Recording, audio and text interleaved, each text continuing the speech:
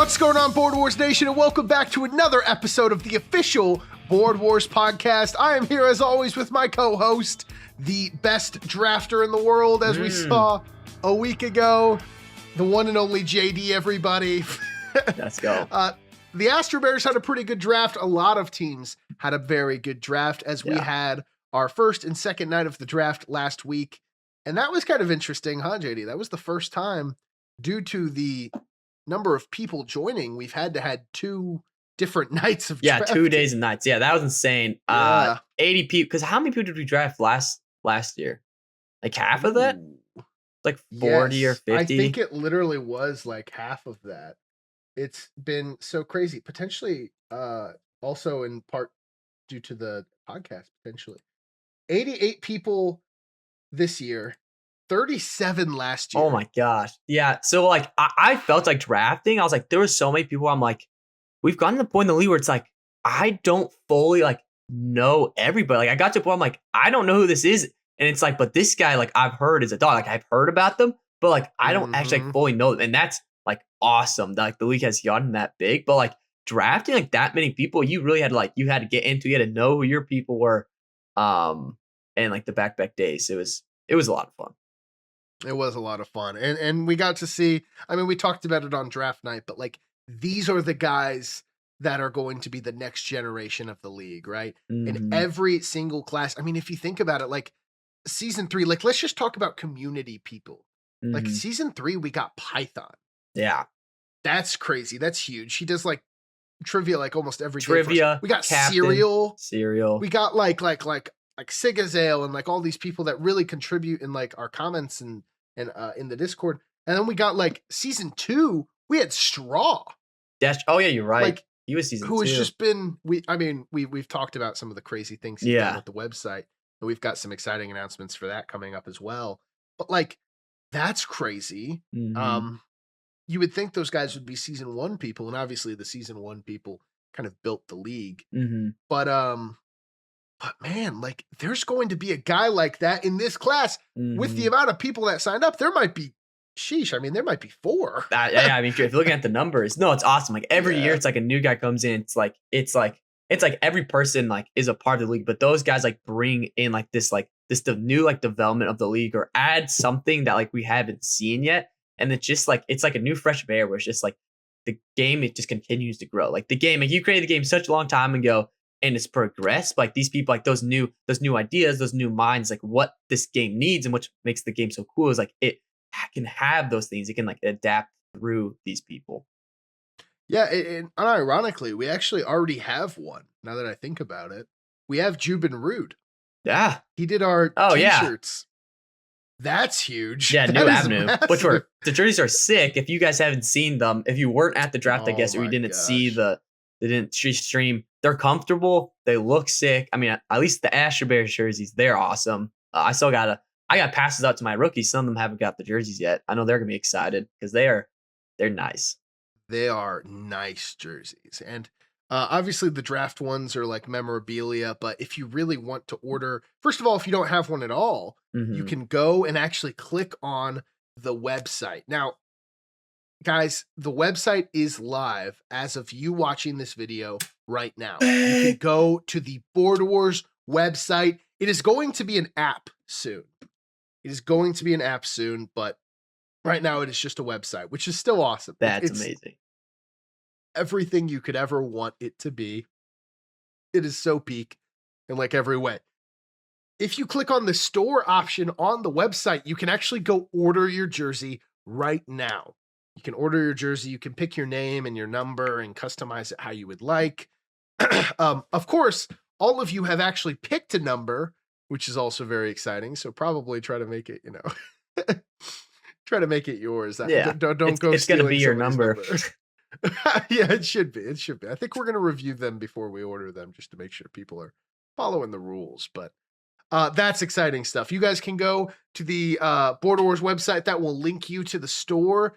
Supported by the support player group, which is what Jubin Rude runs, which is doing our jerseys for us. But they are nice, JD. They're really nice. But you can go buy your jersey today. So whether you maybe you have a draft one, but you want one that, says your number and it's more stylized, or Mm, maybe you don't have one yet, you want to pick one up, go for it. Go for it. Go crazy. But I'm so excited, JD, for this upcoming season. I'm yeah. excited for the website to be out. I'm excited for the jerseys to roll out. Like, I'm excited for just everything. We've been hyping it up. Yep. And actually, real quick, one thing we could talk about is we've kind of talked in private. Uh-huh. Like, if you and I were to buy jerseys Yeah. We have talked about this. for okay, I'm a collector at heart, right? Uh-huh. I like collecting things. Like, back when I was I am still super into the NFL. But like back when I was a kid and into the NFL and like I was getting presents and stuff, I had a little jersey collection. I don't know if you know this. I did not. So I was a part of this for football, I think it was like an all-star thing. But because I was an all-star, I got invited out to this Buccaneers training camp. And we got to go, and they handed out all of us this Tom Brady jersey. That's like it's like a really nice Buccaneers Tom Brady jersey. It's at my house. But like I had some really cool jerseys. I had like I think I had some like Chargers, Joey Bosa. I had the Jets, Jamal Adams. I had I'm trying to think. I had like the red New England Patriots, Rob Gronkowski, which I loved. I've got like a whole bunch of them, which were sick. Wait, hang on. Anyway, Random. You were in high school and Tom Brady was on the Buccaneers? Yeah. That just that doesn't feel right. No. Do I feel older or? Yeah, I feel like you had been out of high school. Maybe it wasn't that long. I don't know. Maybe I guess 4 I years was ago. still.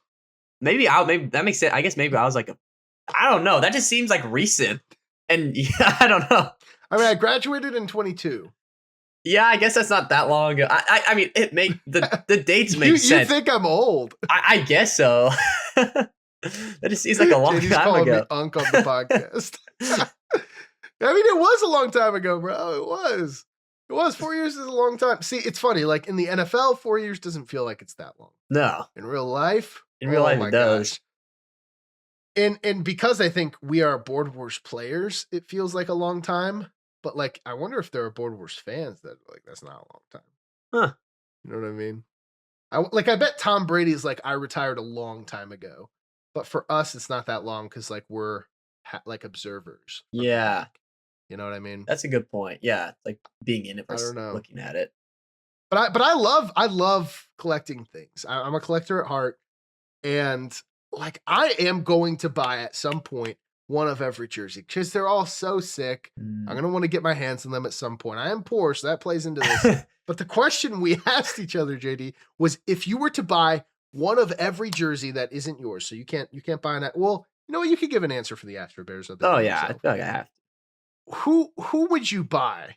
Like, who are you a fan of? Like, what jersey would you want? And to aid us in this, JD, we actually have, if you go to the Board Wars sheet that I shared with you, you can actually go to straw data and you can see everybody's number. That might actually play into effect for me because I don't want to wear some bummy number. Know what I mean? Oh no, the number matters. Number matters a lot. At least to me, it does. You say it's in straw?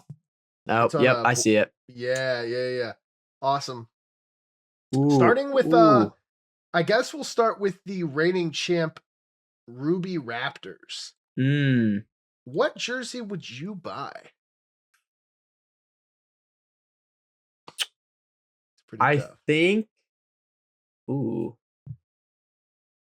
I think I would go with I'm kind of liking I don't know if this was on purpose. This is a little unique compared to everyone else, but I like the straw vice captain of the Raptors, and his number is 07. Not just the 7. A lot of numbers have said the 07. Yeah. That's I was looking at the numbers. I don't think anybody else put it like that.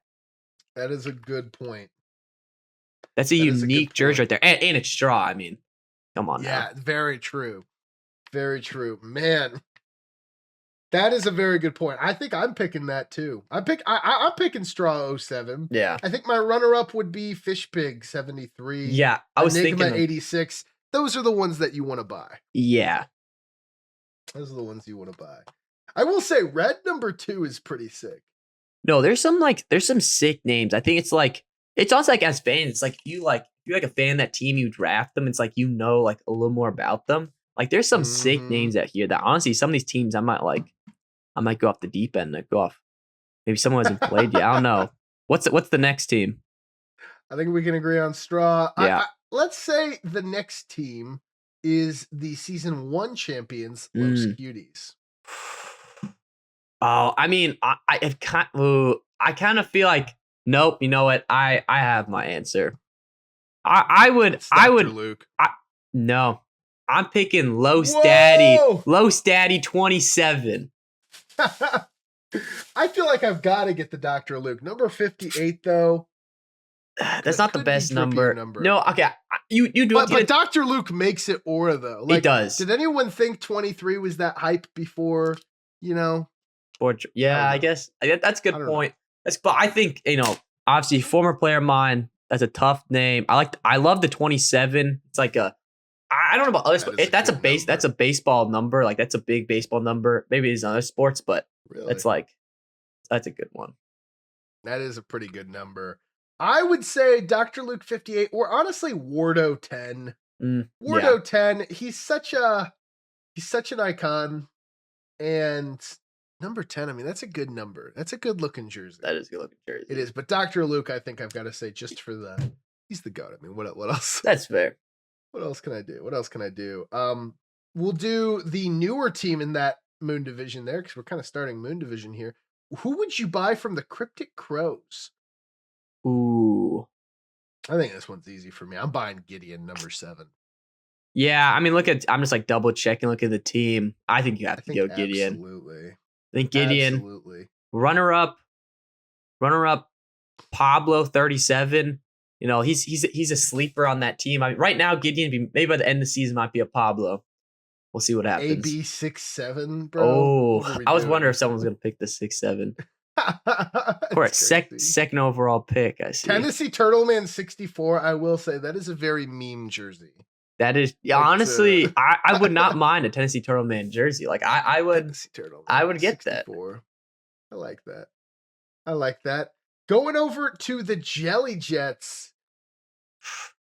Python number 0 is really sick. That's nice. I'm in between a classic hodgepodge, or the Python 0.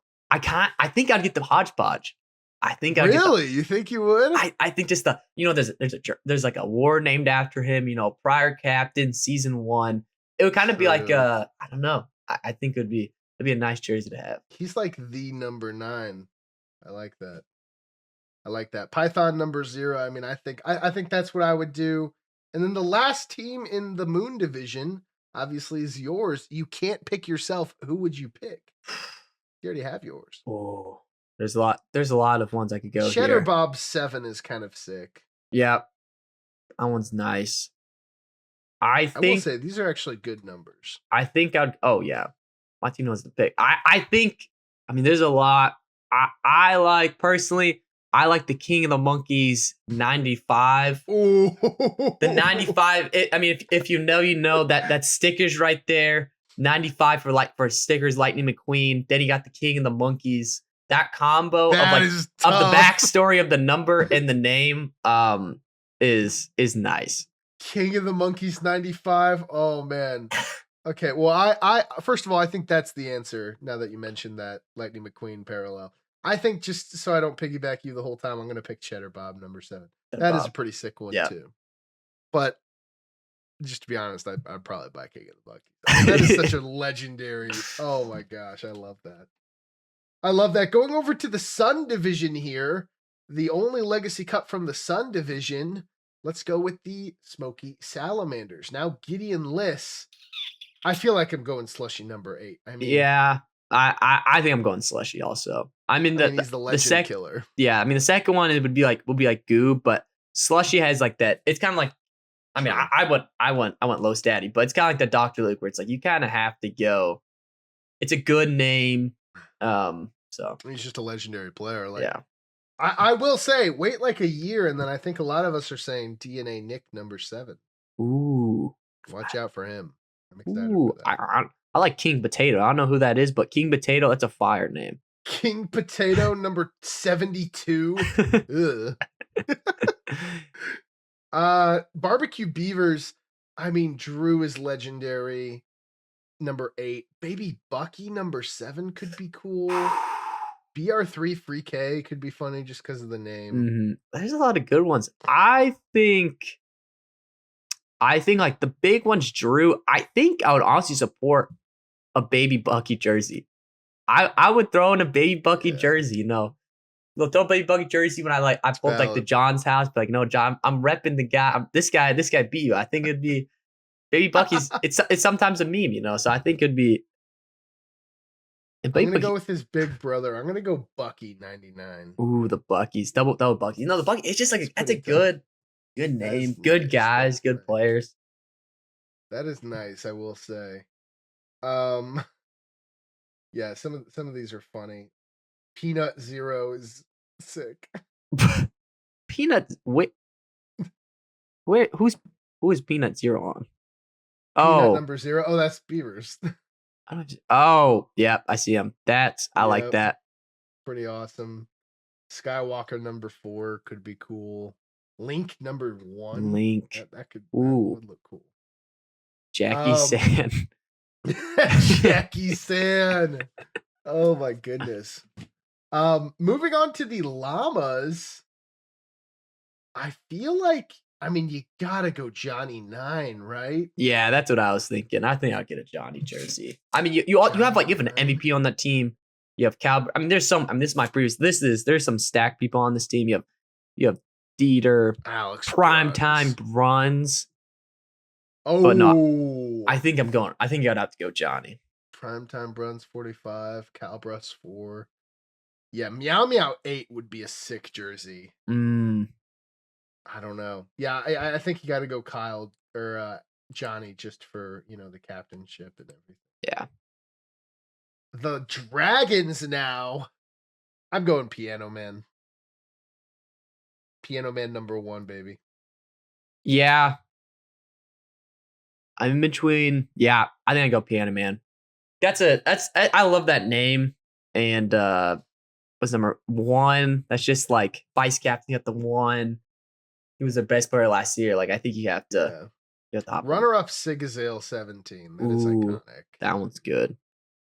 No, they got some names. Oh yeah, I think that's a force to watch out for. Yo Dante Tacos. Dante Tacos. Or just tacos. They got double tacos. Tacos and Dante Tacos. Interesting. Doubling down on the tacos, I like. But no, I think it's Piano Man. But then the last one, JD, obviously, is the Wealthy Waffles. Yeah, I mean, I think Java. I mean, I think you have to go Mr. Java here. I know most of them are rookies. I mean, you could go with the Mr. rookie. Pickles. You could go El Nino. You could go Sal Tevin. Mr. Pickles. Mr. Pickles. There are some great names. Yep. Mr. Pickles. I think that's just the best name. I'm looking at it. Mr. Pickles. That's the standout one. What about Bullseye number 1? That's Bullseye. I like that one. That's too much aura to be on the D League, man. Bump up my boy Bullseye. For real. What question mark has to be the most unique name I've ever seen? I haven't seen a name as a question. What? What? That might get confusing in a game. Hey, what? Hey, would you prompt? What did you say? Hey, what? What did you say? Hey, what? What did you say? That is weird. So yeah, I mean, just to confirm, I mean, I would do Java, Piano Man. Probably if you're going Johnny, yeah, I'll go Johnny too. Johnny or Meow Meow. I'd go Bucky, Slushy, and then Dr. Luke, obviously. This is my trophy room. I'm envisioning it now. Straw 07, King of the Monkeys 95, Python number 0, and Gideon number 7. I mean, that is just the perfect to me. I mean, let us know in the comments or in the game chat, like whose jersey would you buy? Who are you a fan of? You'd like to rep in the streets. I mean, I don't know. I don't There's know. a lot of King's good ones. Hand 21 on the Jets is pretty fire. On the all Kings hands. Yeah, I remember when he got drafted. I was like, "Ooh, this guy." That's a He got cool some. name. Yeah, King's hand. Yeah, there's some good ones. Yeah, I have to start saving up my money because imagine my just closet just full of these jerseys. Like that'd be Oh epic. man, you're a rich man then. Yeah, and maybe not in money, not but in money, but it's something else. You know, that's pretty awesome. That's pretty awesome. Awesome. Well, JD, what do we have first on our official itinerary for today? yeah. So next up that we had written down is I was thinking of no, the season's about to start. We just had what you said, 88 people just joined the league. I thought it would be helpful if we kind of just gave like a little overview of the league itself, like what rookies should be expecting, whether that's like scheduling wise, games you're gonna be playing, how the game's gonna work, what time games start, things like that, like little things, maybe like little rules in the game that maybe aren't written, maybe they're unwritten rules, maybe it'd just be helpful to know. So that's what I was thinking. It's like there's little things like that. Any things that that stick out to you? Tips for the rookies. Yeah. Send this to your rookies. This is rookie orientation. Oh, baby. Send like it to your guys and be like, hey, watch this episode of the pod to kind of learn what's going on. I think the first thing I would say, JD, to all these people who have just joined is you have joined a really awesome game. Mm-hmm. But more importantly than that, you have joined a really awesome community, right? We care so much about Board Wars. We care so much about the game. And pretty much most of what we're going to be talking about in this segment is the game. But above all else, Board Wars is a people. Mm-hmm. And we are excited for you to be a part of that. That's why you've probably had people invite you to this. Yeah. Is because they like you as a guy and they want to get closer to you, right? And that could just be the people on your team, of course, but also people around the league. There's a lot of people who, even if you're not on the same team with them, you're going to talk to them, you're going to get closer, you're going to talk after games, you're going to have a good time. And just as you're entering this community, I think that's the main thing to keep in mind is you got to keep the main thing. You got to remember why you're here. And that's to meet some good guys. And the game is fun. It's competitive. It's really competitive. There's a lot of stuff to unearth here. I'm really excited for new people to find this and discover all there is to discover and learn everything and get fully into it. But just remember, you are here because ultimately, someone wants to connect with you. Mm-hmm. And I'm excited. I'm excited for you to take this step. That's probably what I would start with. Yeah. That's a good way of putting it. That's a good way to start it. I think just next, I was just kind of thinking about I think even I know certain players that have heard about the game and know similar concept of we have four people playing at a time and it's last one to survive. People understand that.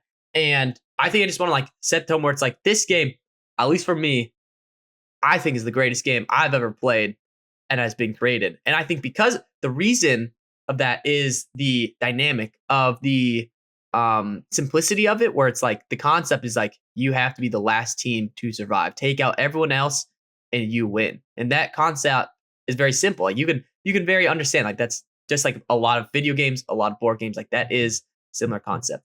But the complexity where it comes from it is the amount of details that we have in this game, where it comes down to the cards that we have, the rules, which is helpful because we're about to soon we're gonna be dropping a rules book where before it was you kind of had to learn a lot of things as you played the game, and to get good at the game, you had to play a game because you had nothing else other than the game. But now we have stuff like the website where we have all the cards, all the abilities, where we're gonna have stuff where you can look back at prior games. It's gonna be so much easier. We're gonna have the rule book where it's actually gonna on paper you'll be able to read and actually understand without having to play a bunch of games, understand those little rules.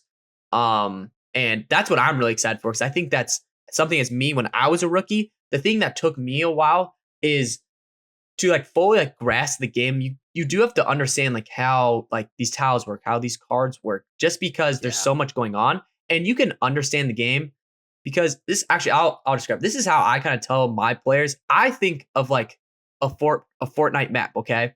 When you first get the map, it's all you can't see anything. It's clouded and stuff like that. But when you start to go over things, it starts to open it up and you can't fully see the entire game until you've kind of experienced everything. Like you can play the game and you'll understand little things, but like as you keep playing, you'll unlock more things and the game just becomes like even like it just becomes even more enjoyable because there's new things like whether it's like diplomacy or whether it's just so many different things that it's so dynamic.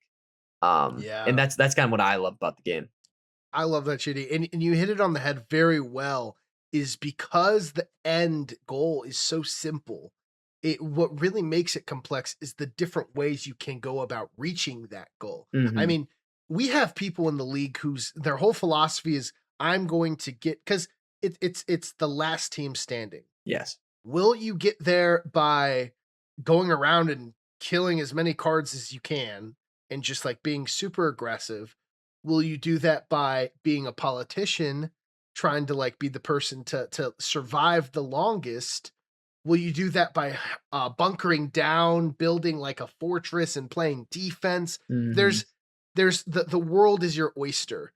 And because there's 400 characters each season, by the way, so like it changes. So Yeah. this also adds into the effect, but each team only has 5 characters. So there's only 20 characters in a game.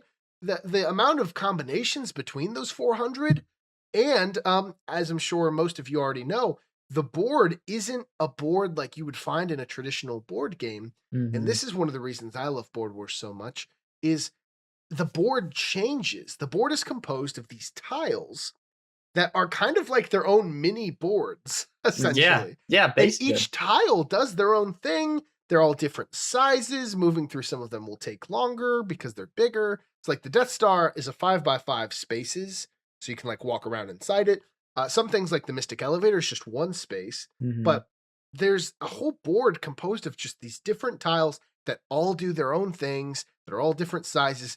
And really, those are the resources that most people are fighting over, and then combining that with your different cards and all the abilities. So not only will you have your 5 characters all with their own unique ability, but every single other team has their own abilities.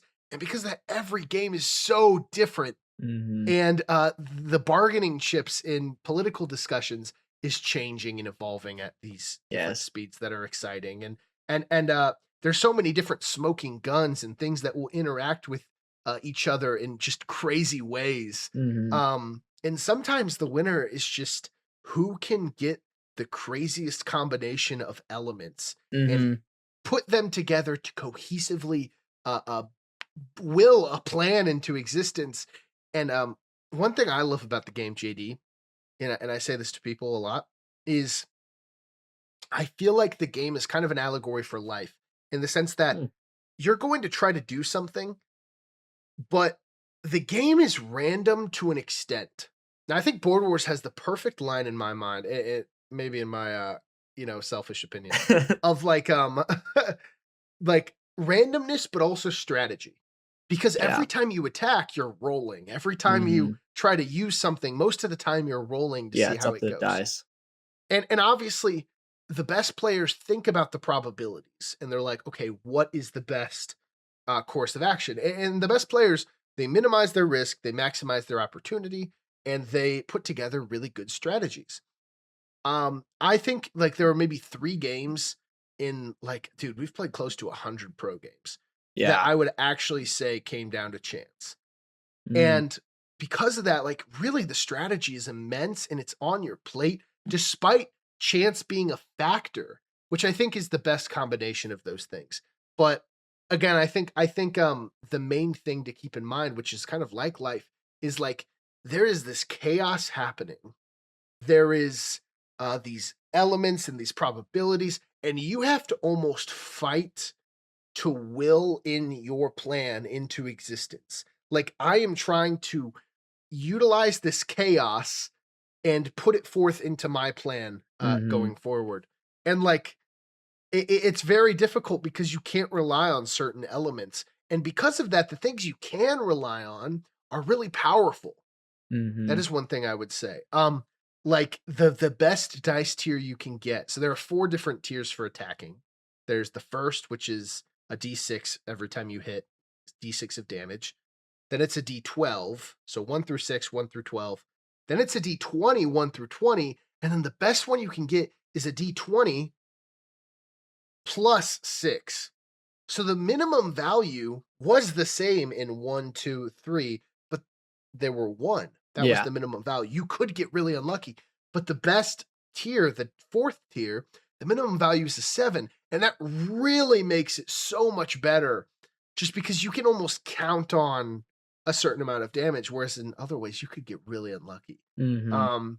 So I think the strongest things in the game are like that, and I think understanding that the game is about how you're utilizing probabilities and chance, I think understanding that is smart, but I also think understanding that in spite of that, really the ball is in your court and it's not about luck, Yeah. actually. Like there are certain players that are like, "Oh, well, we'll see how things go." And it's like, "No, you need to have a backup plan. You Yeah. need to understand the probabilities, and whether you win or lose, it's really on you in spite of that," which I think is really 100%. cool. No, yeah, that I you put that really well. I liked how you kind of said like there's so many different ways to win.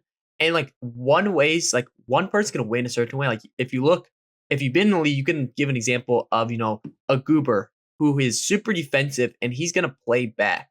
Or you can pull out a player like Caleb Ward, where his mission is he wants to go out and take out guys himself, and that's how he's gonna win.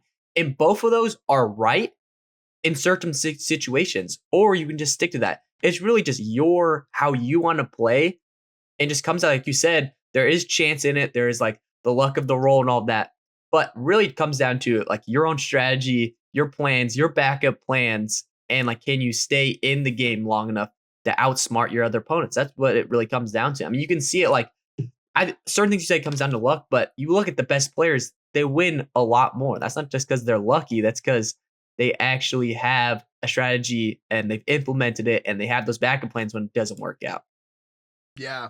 Yeah, and I think one thing to understand is that, well, I guess one thing to say actually to complement what you were saying is, like, because there are so many different ways to play, this game is very good at expressing characteristics from different players. Like, Mhm. I could bet you could like write down what a player did and I could guess who it was. Like, Yeah. just because you're expressing kind of yourself when playing these ways. And I think that's really cool. And because of that, watching games, in my opinion, is actually really fun. Because you're seeing different people do different things than you might do, but it's Mhm. like it's just really cool. But I think the main thing to understand too is winning a game in Board Wars is hard. Yeah. It is really hard. It Not is. just because like think you can think mathematically. Yeah. Okay, if in an NFL game or an NBA game, a sports game, it's either I'm winning or I'm losing. There's a 50-50 chance if I'm average. Yeah. Board Wars, it's a 4-person free for all. So on average, that's 25% chance. Mhm. Uh, if you play 4 games, on average, you'll win 1. Now, because of the skill gap in certain players, that's not even really true. Yeah. like there are players who have played a lot of games and they have 6. yet to win. They have yet to win. And like that's how it's going to go. I think one thing to understand as a rookie going into your rookie year, and there will be rookies who win games. I'm Yeah. not saying that's impossible. But you can't view it from the angle of if I don't win, I'm a failure. Because that's really not true. And like we'll see really good players sometimes lose Mhm. against worse players just because that's how the political system operated for that game. Yeah. And obviously there were things that the good player could have done to change it. It's still their fault. Yeah. But it is a game that is more prone to upsets because of that. Yeah. Um, and also, certain players that dominate, again, shockingly, they really dominate. Dr. Luke is the GOAT. He is 8-6. Undisputed. Having a winning record in Board Wars is insane. Like rookies, like you need to understand that is insanity. What? Um, 3 players right now? Yeah, yeah. Mr. Java. Okay, so just to put this into perspective, Mr. Java, the captain of the Wealthy Waffles, is not only a good player, but he's one of the most experienced players. He plays a lot of like practice games, games in the pros. Like he plays a lot, and I would say he's good. He's 0-6.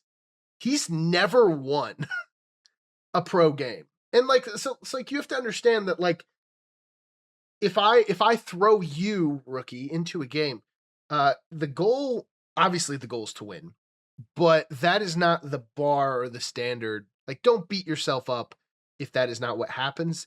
Just play every game. I think I hear Gideon say this to his players all the time. Just play every game, trying to be better than the last.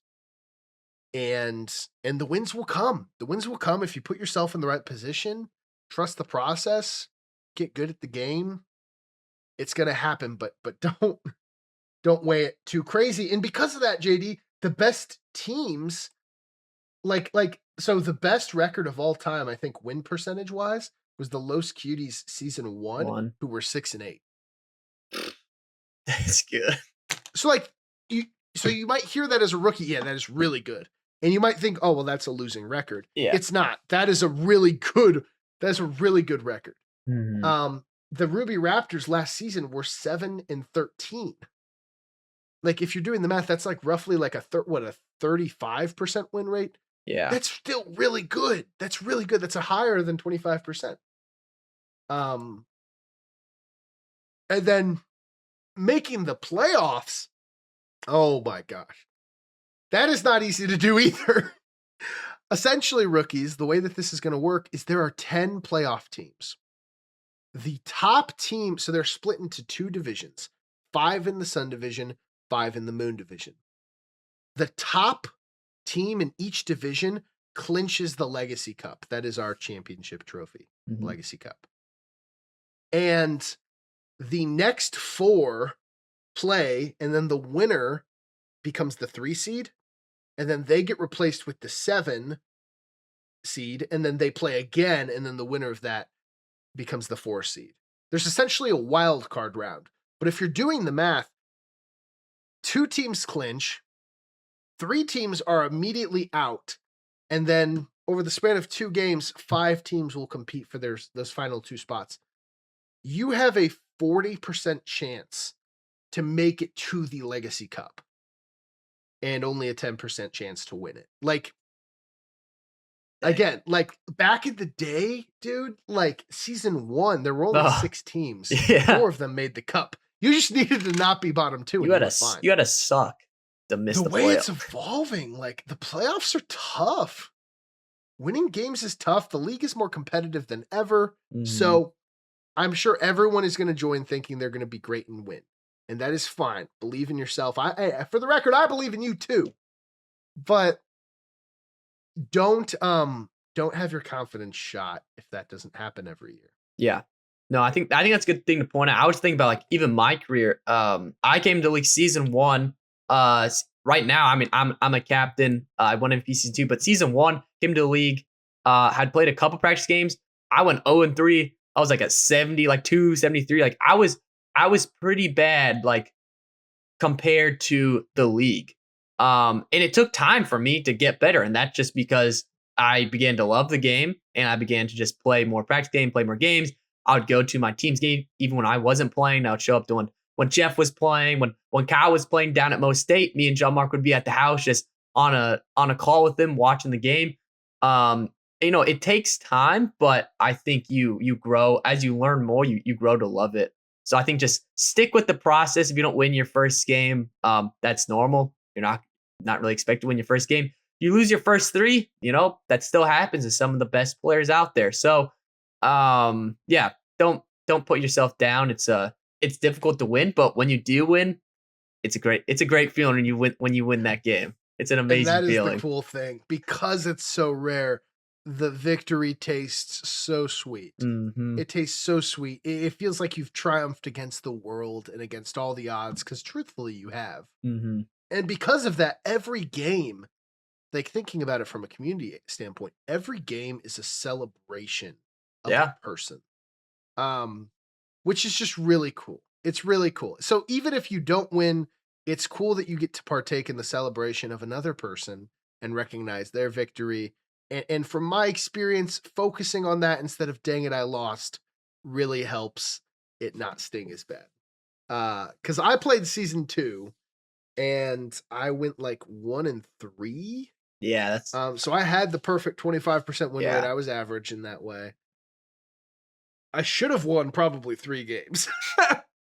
I got very unlucky. Very, very, very unlucky. Still my fault. Still my fault. Are those the 3 But games you're talking about that came down to luck? 2 of them are. Literally the games I was thinking about is my 2 first ones, which is so ironic. I guess I deserve it, I guess. Because I'm the person making the dice, rolling all of them. 2 of them were mine. The other games I was thinking about that I would say legitimately is chance is your Boxman win, which you were in a good position to win anyway. Yeah. And the other game I was thinking of is Johnny's Yes. win The with Thanos. Yeah, okay. That's the game I was thinking the Boxman in that game. Yeah. Yeah. So those are the 4 I can literally think of where I would say. And I think that's really it. That's fair to say. I think that's really it. What are some tips you would have for rookies on maybe just taking in information as they're new to the game? Yeah. I think when it comes to the game, most likely odd-wise is your first game, you're probably not gonna be playing it. There's a lot of people on your team. If you are, good luck. But if you're not and you're a rookie, I would say making sure one, you're at the game. One, it's just fun to be with your friends and be at the game. But 2, being able to be at like watching games was one of the biggest ways, like for me to learn at least. Even if you're not even giving that much input, the ability to watch how people are, because the game, how it works is we have an action clock. And I think that's the first thing you need to try to get on top of. If you have a certain amount of time on your turn, so you can't just sit there for like 10 minutes and strategize while your turn's waiting. You have an action clock, there's 2 minutes on it, and it's ticking down. Every time you use an action, though, it's what we had 45 seconds. Is that what we're doing? 30. 30? Okay, Yeah. so now it's now 30. So every time you act, it's 30. But because of that, the time is still ticking down every time you use an action. So you need to be on top of it. So before your turn has even started, I think the first thing is watching the board. Always being vigilant of what other teams are doing, but also planning what you're going to be doing ahead so that you're ready when your turn happens. Because a lot of times what people will do is they'll get flustered and their turn will happen. And the clock's ticking. You're asking for what they want to do. They're looking. They have 3 teams around them. There's so much going on, and then the turn's just wasted. And now they're 1 step behind. So a turn, that's a huge step right there. If you lose a turn, you're a full step behind the entire game. That you don't want that to happen. So I think the first main thing is acknowledging that you have a clock, you have a certain amount of time, and making sure you're using that time wisely during the other people's turn. Yeah. I think the That's other good. thing that I've heard is very helpful is like writing down what you're doing during your turns. A lot of people, like for myself, a lot of times I'll keep it in my head, but when it comes down to like really important games, like it'll get to the playoffs, I'll pull out a notebook. I'll start writing my stuff down because if you have it on paper, it's right in front of you, you're not going to forget it. Because like I said, there's a lot of stuff going on during the game, and I've heard a lot of players, they'll have their team, they have a whiteboard, they have a piece of paper, and they'll write down their abilities, things they see other players doing. They'll write out their turns, their plan they have for the game. So there's little things like that to keep you on track and to keep you locked into the game is like the first few things I'm thinking of. Yeah. No, that's really good advice there, JD. And I think like even just like you were saying, writing down the order of operations was so helpful to me and my team. But Hmm. also because of that, like having people in your corner to track things for Yeah. you, point things out for you, because you're just one guy. Yeah. But really the beauty comes in when you've got like 3 different people on your team sharing different perspectives and strategizing and talking, and like that is the beautiful part of the game. And because of that, it's such a good team building, like character community building thing, is because it is so crucial that you have good relations on your team. You got good people in your corner. Having your back in some of those ways. Um, Another thing I would say is important that people should be doing is just knowing when it's time to pay attention to certain things. Like the first couple turns, usually the way that it goes is you are just going to be farming your spawn before you really branch out. I mean, this really depends. There might be a guy next to you who just wants to fight right off the rip, and you've got to be aware of that, you know? But like, first, it's your first turn. What you want to do is you want to get a feel for the board. Are we hostile right now? Should I really be looking to position myself away from threats? I personally would not recommend leaving your guys near another team if you have not talked to that team and been like, okay, you're not going to stab me off the rip, right? That is important. That is important. But then usually the first few turns is just maximizing your spawn, farming the items, getting accustomed to your guys. And then usually it's not until like turn 4, maybe 5, that paying attention to, obviously you should always be paying attention somewhat to what other people are doing, but it's really turn 4 and 5 when it's like, okay, I really need to know what's going on, especially for like a new rookie. Focusing, I think, at the beginning, trying to get the fundamentals down of these are what my guys do. This is what my general strategy is. Cultivate. This is my plan to win this game. And that'll change just based off what cards you have, what resources you get, what items you get, what tiles you have. It'll really fluctuate.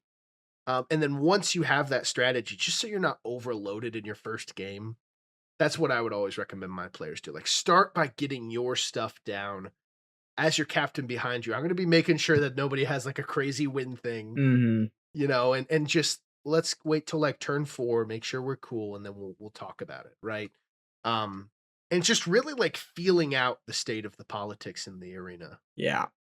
No, that's really good. I think if you don't know, obviously, you know, most games you think of like a board game, you're thinking of it's in person, you have 4 people, you're able to talk about it. Well, since our game's online, in the past, what you were able to do is you were able to call people up privately and kind of talk to them and make truces and make plans. Now, because of, you know, we've decided that all diplomacy is now over stream. So basically, you can't call anybody up anymore. You can't text anybody. Everything that you're talking about, the game has to be over stream, which means everyone is able to hear. So you can't go around someone's back and backstab them. Whatever you're planning with another team, the other team's can hear about it. So because of that, the strategy has changed in the past. For these rookies now, this is basically all you really know. It's very similar to when you're playing like a in-person practice game. But because of this, I think it's important for rookies to recognize that like since everyone knows to save everything on stream, you have the ability to kind of like what you were saying, test out the water, see where the game is at right now. Because every game, because of the fact that certain players play differently, the situation during the season, whether it's like a divisional game, that can matter a lot more. So the diplomacy can change, whether it's 3 teams in one division, 1 team in another division.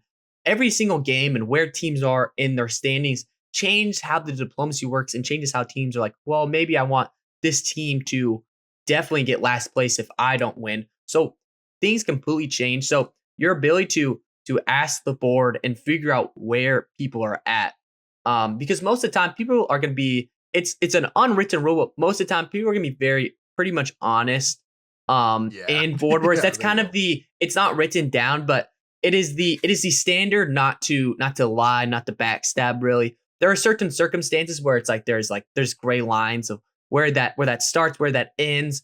But usually the norm is that if you go and ask them, hey, are you gonna come stab me next turn, and you say no, I'm not, that you're gonna be able to trust them in a certain way. So I would just say for rookies, I wouldn't go turn 1 and go stab someone like a veteran turn 1, because they'll remember that, and teams and players hold that blood for a while. They really do. it is kept for a long time. Like you play a game. Rookies need to know that cuties and llamas still have beef from the first game they ever played together. Yes, yeah. From season 1, I was a rookie. My first ever game, I backstabbed the cuties. I told them I was going to task them immediately on turn 1. I was side 4. I stabbed them in the back. And Caleb Ward, which is now the captain of the cuties, has never forgotten that. And there's now been bad blood between the llamas, which I was previously on, and the cuties. So And there's Funny even thing is, it's been 3 years. yeah, it's Like, been it's think been a about long that. time. The players that played aren't even on those teams anymore. They're in completely different divisions, teams, True. but still there. So yeah, I would just recommend being careful with your words, because it'll have an impact on not just you, but even your team. Teams will remember that and be like, I don't really trust that team, and I'm not going to team up with them. And we've seen that in the past where it impacts their ability to win because teams don't trust them, because it's a four Right. teams. You're gonna get teamed up on if other teams don't find you trustworthy. And sometimes it'll be tempting, like, okay, Yeah, I could go back on my word and win this game, but the net backlash you'll probably receive from that team in the future, uh, truthfully, isn't worth the win, even though we've established that wins are a huge deal. hmm But just like it is a good investment, I think, for relations to keep that under wraps. Some people get sneaky about it. Some people find good excuses they for do. breaking their truces, like, well, I actually didn't say that They do. exactly, and they try to monkey's paw you. Yeah, You could try to be one of those guys as you well. could. I don't love those players. That's why, and everyone plays differently. That's why you have to scope, and that's what we're talking about. You got to scope out Gotta the feel it the out. situation, who you're playing, because everyone plays so differently. Everyone has different standards on what is the right way to play. So the ability to know Mhm. your players, maybe go back, the people you're playing, go back and look at their game. How were they talking to players? What were they fibbing there? Do they bluff? Stuff like that. There's so many little things like that that are almost just as important as the actual game. Like half of it Yeah. is putting yourself in a situation where you know you're safe and not going to be attacked, knowing that you're friends with the team next to you. You can put yourself in a in Yeah. a in a position where you're a step ahead of everyone. Well, and that's why JD, like, with so many rookies in the league, I actually think the earlier games are going to be harder Mm, because there's not a lot of established film on a lot of these guys. They yeah. haven't built these relations. They haven't like we don't know how trustworthy they are. Moot Newt is about to play his first game here in a day. We'll announce that later. And like we don't know if he's going to come out the gate swinging. hmm We don't know if he's going to be like the most defensive guy ever. We have no idea how he's going to play.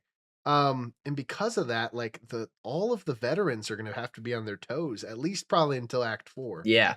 Um, and that kind of brings me to the acts. Like the season is divided into 5 acts, and the games that really matter are at the end of each act. So at the end of each act, the last 2 games, there is a Sun division and a Moon division. Those are the two division names with 5 teams in each.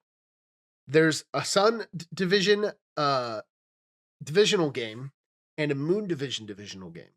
And winning a divisional game is the most important thing. So there are hmm 5 people in each division. Obviously, 4 people can play in a game at once, meaning in each act, there is one person who is sitting out of the division game and it rotates. So your team will have 4 division games that they play equally against all the others, and then one game where they will sit out. hmm Um, but the main thing for making for the main tiebreaker for winning your division is how many divisional wins you have, which specifically is winning those divisional games. And because of that, basically at the end of every act, there is a huge important game that your team really wants to win. Now, the amount that you've played the team that you're on versus other teams has varied over the course of history as more and less teams have been in the league, right? hmm Or more teams have been in the league every year. This year, it's crazy. There is actually one team, in fact, that only plays somebody one time in the whole year. Really? Yes, that is the thing. I think it's actually your team, There's a team we only play one time. JD. I think there's a team you only play one time in the whole schedule. And it's cross division. I know that because the main rule is you will play everyone in your division 7 times. Now you have 16 games as a team. You will play everyone in your division 7 times, but the people in the cross division, it could go anywhere from like 4 times a year to, again, in one rare case that we couldn't get rid of, one team does play one team one time. I think it's the Bears, It's and the I want to Dragons. say you and the We don't play Dragons. them to our second to last game. There you go. Wow. You found it. Yeah. That is the only case that happens in the whole schedule that we've made. So the Bears only play the Dragons one time. Now, I think on average, cross-division opponents, you'll see about 3 times a year. Yeah, that's what I was counting. But still, 3 compared to 7, the spread is quite in favor of this. So really, you're competing with the guys in your division. And in years past, also we've been very intentional about having equal these 2 from this division and 2 from this division. This year, that isn't the case. So there's going to be some games where the Bears are going to be the only Moon Division team. And politics will be interesting in favor of that. But that's also balanced. So anyway, there's a lot of scheduling stuff. But what you need to know is you have 16 games. You're in a division with 4 other teams that you're really competing with primarily. And you want to be the head of the division. That way you skip the wild card round entirely and you can go straight to the cup. And those divisional games are what matter the most. So tuning into those games, participating in those games, if your team selects you to play in those games, like that's a huge honor because those are big games that are really going to amount in huge ways to how your team succeeds. And then the last, or one of the only other things I have to say, JD, actually 2 things. The first thing I want to mention briefly was the timeouts. Yes. JD mentioned earlier that like you can, everything has to be above board nowadays. You used to be able to text people and do stuff. You can't do that anymore. The rule is unless it is in the Discord on the day of, you cannot talk about strategy for a game. And you have to talk about it in the Discord where everyone can hear it. So you can either send it to the game chat or you can send it to, or you can say it when everybody's in the call together. And because of that, essentially you are allowed to talk 100% of the time on your turn or if you call a timeout. So every player in the game has 3 timeouts. When you call a timeout, it lasts for 2 minutes. Now, whether it's your timeout or your turn, you can talk 100% of the time. And you can choose who gets to talk on your turn. So you lead the politics. So if you want to say, if you're trying to get a deal with this team, with team A, and team B keeps like trying to sway them differently, you can call a timeout, even if it's on team B's turn. Like they're talking, and you can say, timeout, I want to do this. Like listen to me. And then you can say they don't get to talk. Now here's where it gets interesting. During your timeout, Team B can call another timeout. And what happens is your timeout pauses and their timeout goes. And now you could theoretically, we've never seen this happen before, but then you could theoretically say timeout again. And you could have a timeout bidding war if you want. That's never happened. But knowing when you control the dialogue is really important, I think. And then the last thing I just wanted to explain is the divisional round or the wild card round, which is the round of playoffs to see who the 3 and the 4 seed is because the top 2 clinch. Essentially, the way it works is the 4th, 5th, 6th, and 7th. No, 4th, 5th, and 6th. 3rd, 4th, 5th, and 6th teams are going to play. Let's say the 4th seed wins. They become the 3 seed in the cup, and they get replaced with the 7th seed. So then they play, and then the winner of this game becomes the 4 seed in the cup. So essentially, if you are the 7th seed, you have 1 chance to win the game. You have 1 chance to win a wild card game, and I haven't even talked about the advantages or disadvantages. The advantages to having a high seed are huge. We don't do this for any other game. Usually we release the board like a few days early. Yeah. Right? In the playoffs. Yeah. But for the wild card, we release it a week early, and you get to see what all the cards are at each spawn, and then in order of seed, you get to select. Because of that, because the 3rd seed, the top seed in the wild card gets the first choice, their odds of winning are astronomical. It's a lot higher than a traditional game because they get to map out their entire first few turns, and they know they can guarantee that they will get those cards. If you're the 2nd seed, the seed right below them, you are completely to the whim of whatever they choose. So maybe you've got to pick 2, and then obviously that dilutes more if you're the 3rd team. And if you're the fourth team, you're just like, whatever I get. Yeah. I don't know. Right. And you're not going to know till day of. You have like no time to strategize as opposed to them. And we don't have a draft because everyone knows the cards. We're just going into it. Mm, And then you're like, shoot, maybe your team won. yeah. You go, Like, oh my gosh. that could be tough. So, and that's specifically because we want the regular season to matter so much. So the 3 seed really needs advantages over, say, the 6 seed. And because of that, the 7th seed actually winning that game that they get thrown into is so unlikely, but it is still possible. So if you go into the wild card round, you really want, even if you can't clinch that high and just skip the wild card and go straight to the cup, you want the highest seed you can because the rewards you get are really high. That's good. No, that's really good. I think honestly the last thing that I wanted to mention was just simple, was just ask questions during the game. So many things are going on and there's gonna be a lot of things you don't know what's happening. Just ask Gus, ask the GM questions or your team questions. Even myself, I was in a practice game like 2 weeks ago. Every single term, I had a list of like 5 questions I was asked before I'd even start my turn because asking those questions, so many little things you might not fully understand, and just getting clarity on it is so helpful. Making sure you're not making these little mistakes because we have this thing. Once you make your move, once you move your guy, it's chess rules. That guy has been moved. You've lost that speed. You've lost that action. So making sure you know fully how that ability works, how this ruling for this tile works, is very, very important because the way you win is just making the least amount of mistakes. That's usually how someone wins. If you play your game as flawless as possible, you don't make that many mistakes, you're gonna be multiple steps ahead of everyone else. You are. And that is our advice on how to be the best rookie Board Wars player you can possibly be. This was the rookie orientation. I hope you guys learned a lot. A couple resources I want to give you guys before we go to our next segment. Again, the website is released and finally out.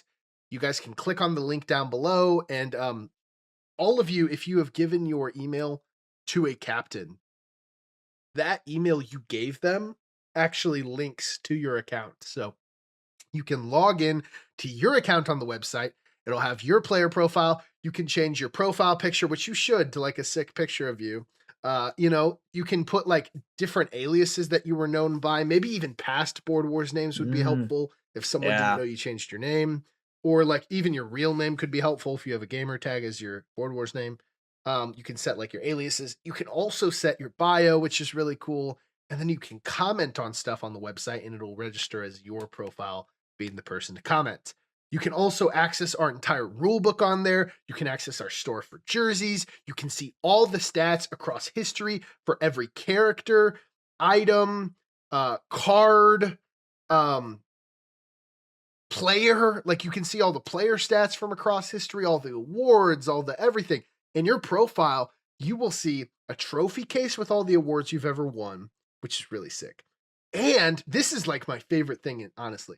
Every card, if you play a pro Board Wars game with a card, it gets added to your like binder in your account, and you can see all the cards you've played with. And then if you win with a card, it becomes a holo. And then if you win twice, it becomes like this really cool gold holo.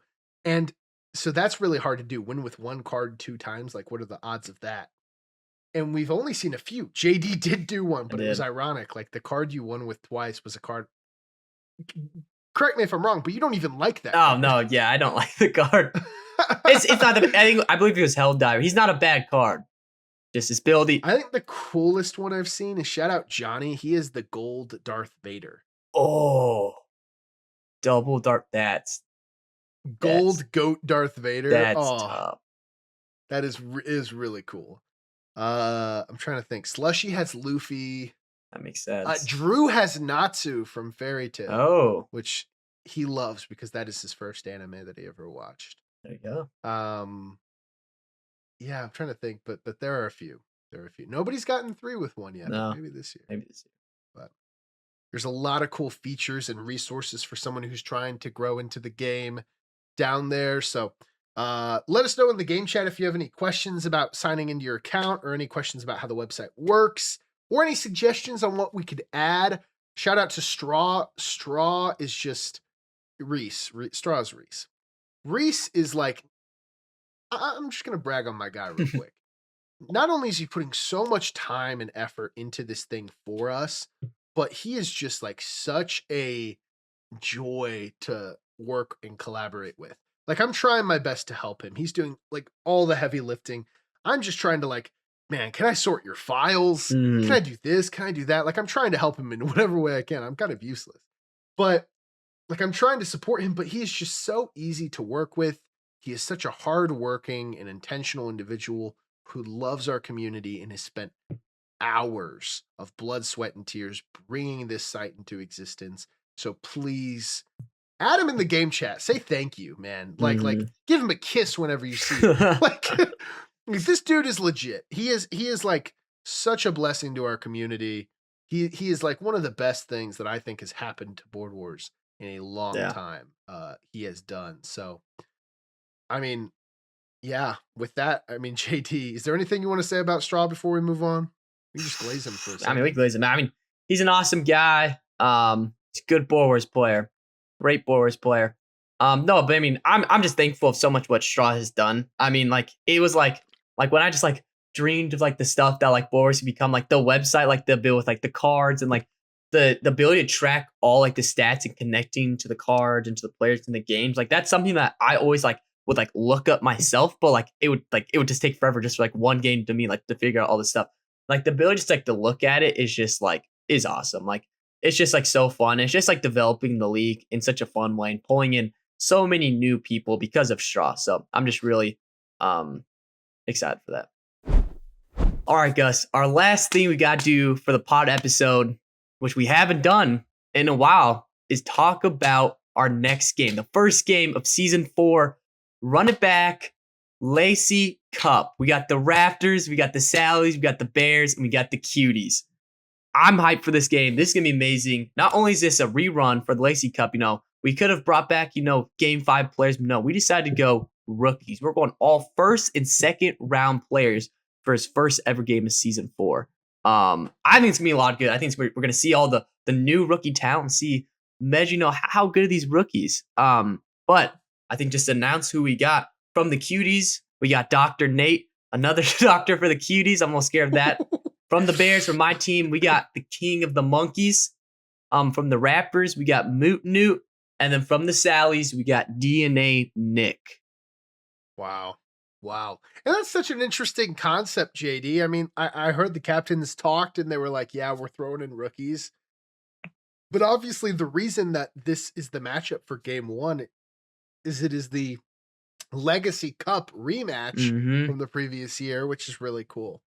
Um, and I'm just interested to see how that's going to go. I think obviously a full rookie game is kind of chaotic, but It is. and we were talking earlier how that might pose an issue for veterans. Mm-hmm. But this is kind of a unique case where there isn't any veteran No. in this political sphere.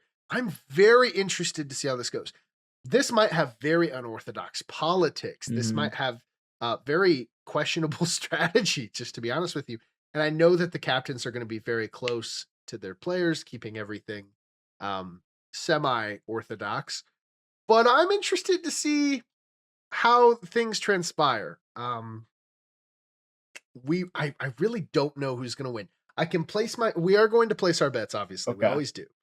But there isn't much to talk about. I guess we could talk about the prospects. Dr. Nate is alluring. A doctor, I mean, we've seen Dr. Luke, obviously. And They have a good sharing reputation. the goat's namesake is like this is a very high bar to live up to, I will Mm-hmm. say. I think we're all kind of expecting Dr. Nate to be kind of the one to make it out of this one, or at least the one to perform the best. Again, sometimes you can play well and not win, and you Yeah. know, like the bar isn't to win, as we said earlier, Mm-hmm. every game. But like we're expecting him to perform well, and I think potentially uh higher than he deserves just because of his name.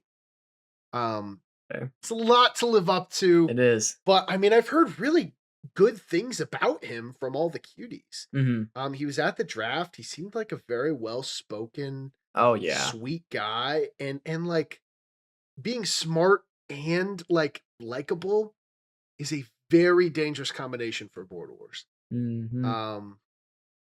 So I like him. Moot Newt is a Java Knight guy. Okay. I'm gonna look up to see if he played in any Academy games. Yeah, that's all I Um, was trying to think. 'Cause I know Dr. Nate, I don't remember seeing his name, but Dr. Knight. Yeah, he didn't participate in the Academy, okay. which is like, should we be as high on it? I feel like it's just his name. It could be, but also, I mean, I talked to the guy at the draft. He already had pod suggestions. He was already like he's a guy like I don't know, maybe this game one he's not gonna be forward there, but like he's a guy where he's already feels like he's involved and wants to get good at the game. And that's really when you have a guy he's Dr. Luke's friend. He's another doctor. He's a nice guy. Those are all good combinations that make a good player there. It really is. Moot Newt did register for an Academy game. Okay. In that game, he lost to Jolie Poley, Okay. and he got third place. The other person who placed higher than him was the second overall pick, AB. So that's a pretty competitive game. So he had That a is a guy pretty who's tough won game. a game season 2. Right. Right. I mean, that is pretty tough competition. I mean, I think he does have experience, and I think one thing to consider is he is going into the Ruby Raptor system here. Mhm. That is a really good group of coaches to train him up. Um, because of that, you've got to think he's got pretty good odds.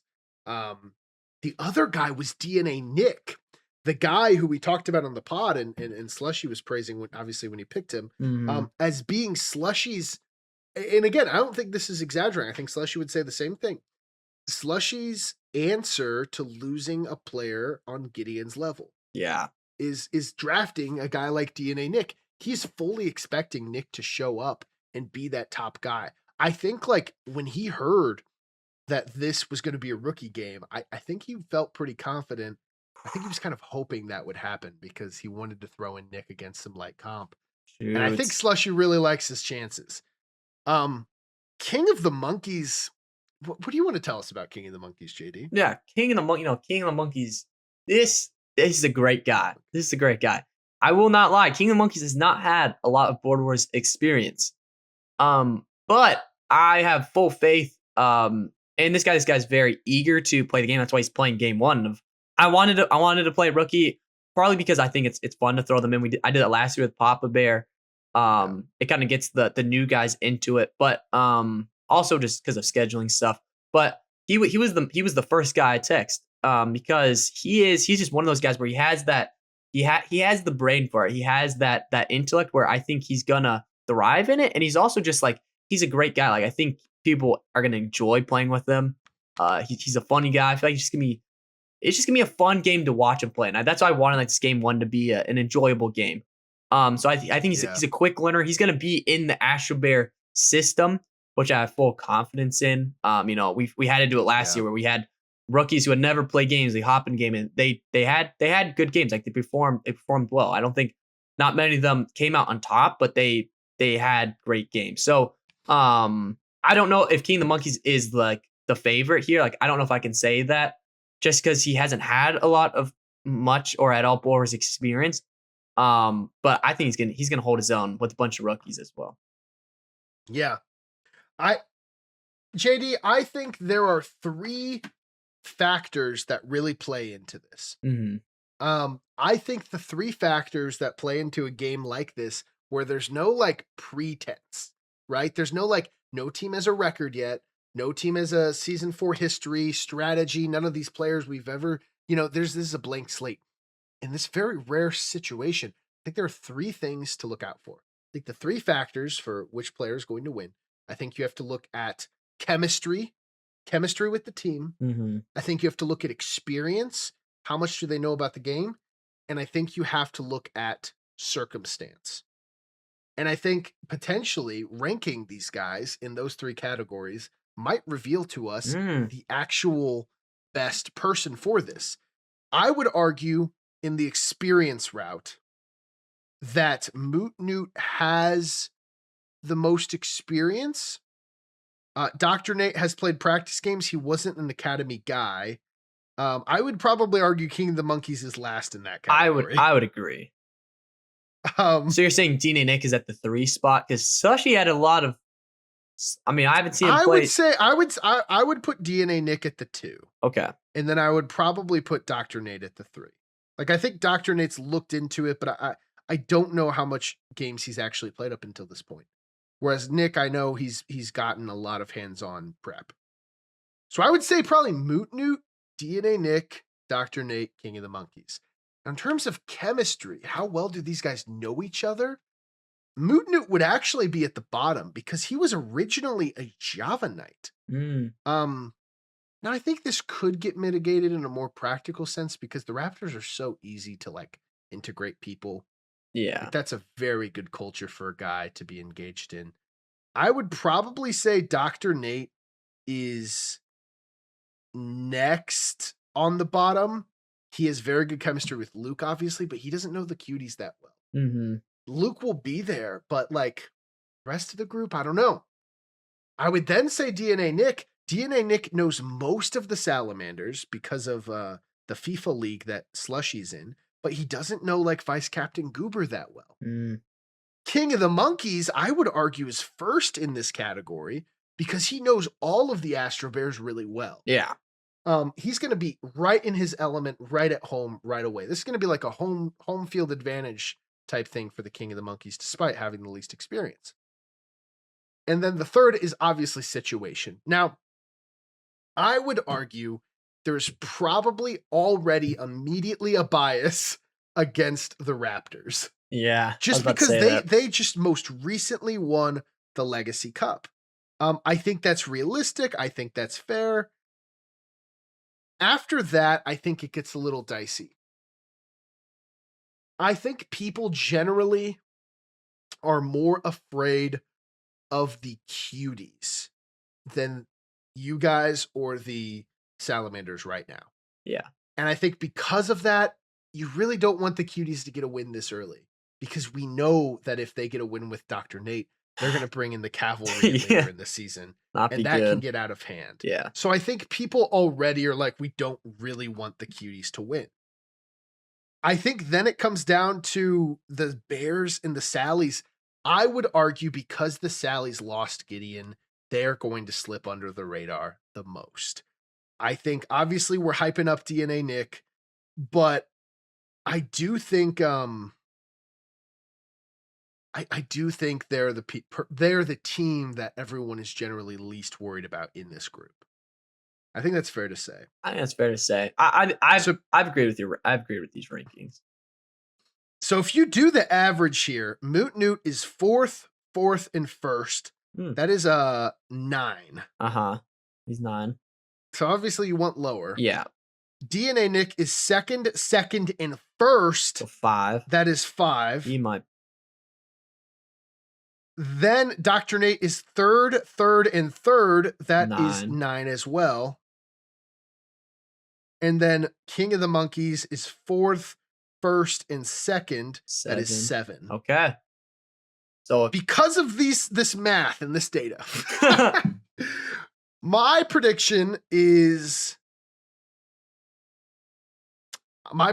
going to be Moot Newt gets last. Okay. Apocalypse gets started. I'm going to say turn 7. And Dr. Nate is third in a gritty end game where maybe he makes a rookie mistake. And then it's a 1v1 between King of the Monkeys and DNA Nick. And my prediction is going to be for game 1 of the season, the Salamanders start off hot and win week 1 with DNA Nick. That's my prediction, just based on the data. Based on the data. That wasn't a bad formula. Yeah, I think the two I'm in between, like similar to how you're phrasing it, is between DNA Nick and Dr. Nate. I think the Raptors have the best organization, which I think for rookies, like their first game, I think that's what's most important, honestly. But I do think, considering they just came off the Legacy Cup win, I think that does probably put them a little bit disadvantaged. So I don't think he's going to take the win. I'm kind of leaning towards Dr. Nate. I think he takes the win. I think if he has the Caleb Ward and the Luke and the Goose Wells in his corner, wow, yeah. And I think that what game one, like I'm expecting Dr. Nate is friends with Luke. I would expect that they're probably together when Luke's at a game for one of his players. They end up playing very well and winning games. And I think the Cuties, I would say maybe they are like the second team, but I think honestly after the Raptors, I think all the three teams are kind of on the same playing level in terms of like, oh, who do we get out? Just because it's the beginning of the season.